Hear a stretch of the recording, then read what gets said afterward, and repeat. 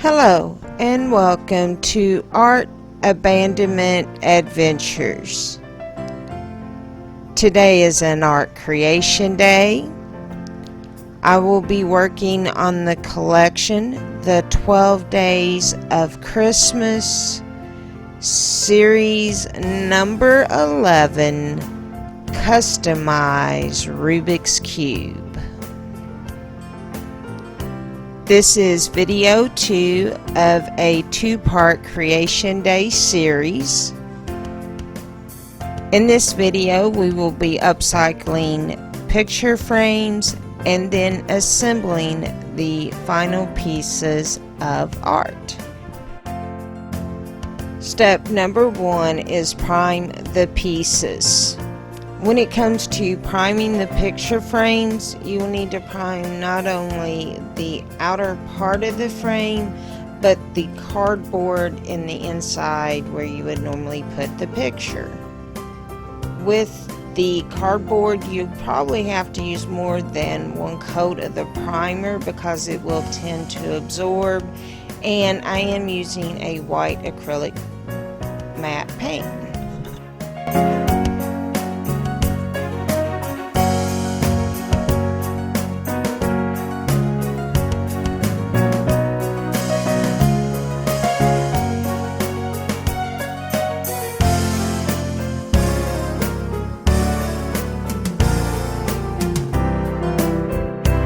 After you prime just the front of the cardboard and the frame, let them dry before moving on to the next step.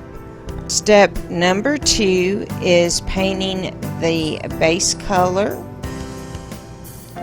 When it came to picking the base color, I just picked colors that I liked. I knew I wanted to kind of go with a yellow or yellowish tint in the inside and either a brown and blue on the outside, and so I used that combination for the 2 frames.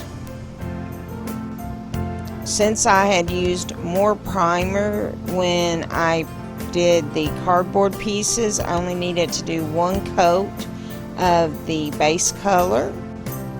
You will notice no matter if you're priming or putting the base coat on a frame like this, then you might have to do it in sections because you're going to have to be able to go in and out of each one of the scalloped areas. And anytime you have a piece that is done like this, always come back a second time to make sure that everything was painted with your color.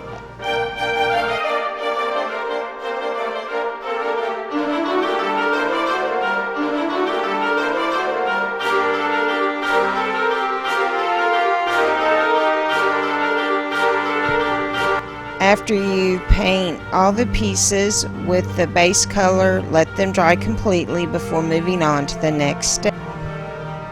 Step number 3, customize the pieces. What I decided to do when it came to customizing the frame or base part of the piece, I just used the line detail technique. That way, the dots that you're using on the Rubik's Cube and the lines that you're using on the base do cause a separation of the 2. And you can decide different ways of doing the technique depending on what kind of picture frame you are able to find.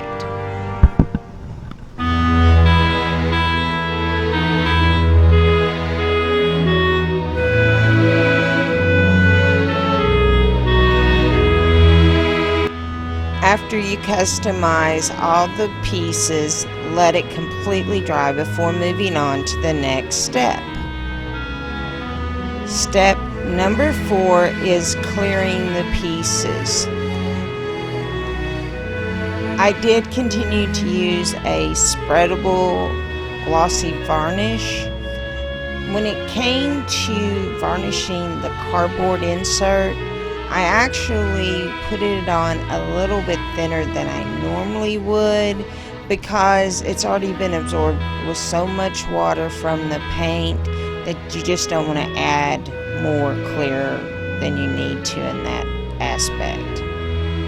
You will notice that with the frame, since it is escalloped, I will be doing the clear coat in individual sections.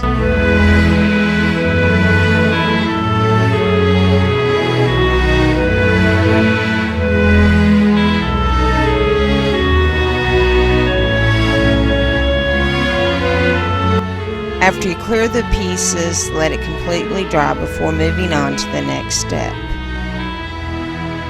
Step number 5 is assembling the pieces. The first step is just putting the frames back together. You will see that I'm going to use the E6000 glue to permanently glue the pieces together. Remember, I went with a non-solvable Rubik's Cube. But if you're going with the Rubik's Cube that can be solved, you can just basically put the Rubik's Cube in the center and make it like a tray that is holding the Rubik's Cube. Again, I'm going to use this as just a piece of art, and that's the reason it's glued together. Once the glue dries, the pieces are ready to be abandoned. These are images of the 2 custom Rubik's Cubes I will be abandoning.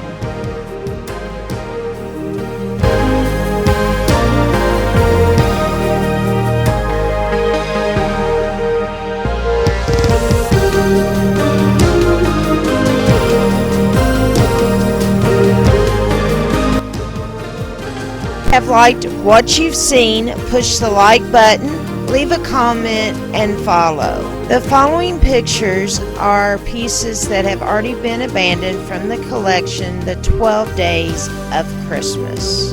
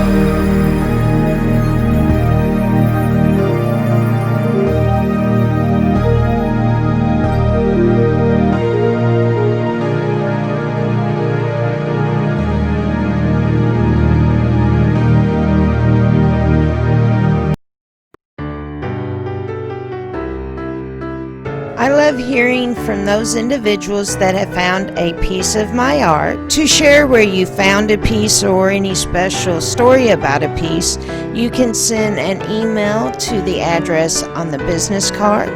You can send a comment to the Facebook Art Abandonment group, or you can leave a comment down below.